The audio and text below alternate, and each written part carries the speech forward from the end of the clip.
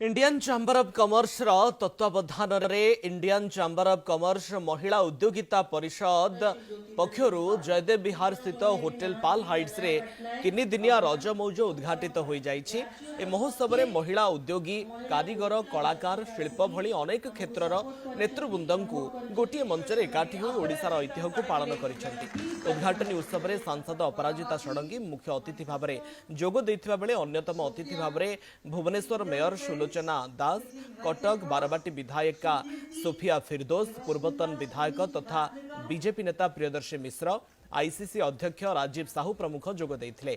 अतिथि माने संस्कृति वाणिज्य एवं संप्रदायर एभली एक मिश्रण पर्व करी एक अनन्य प्लाटफर्म सृष्टि करिबारे आईएनडब्ल्यूईसी रो प्रयास को प्रशंसा करथिले। राज्य सारा आर्थिक अभिवृद्धि नवसृजन एवं सामाजिक परिवर्तन को आगे नेबारे महिला उद्योगी मानकर भूमिका को मध्य गुरुत्वारोप कराथिले। एसहित मंचरे कर्मवीर संवर्धना महासमारोह रे विभिन्न पृष्ठभूमिर महिला परिवर्तनकारी मानकु समाज रे उल्लेखनीय अवदान पाई सम्मानित करा जायतिला। उद्घाटनी दिन में पारंपरिक कला कर्मशाला रे उत्साही महिला मानक अंशग्रहण देखा मिलता।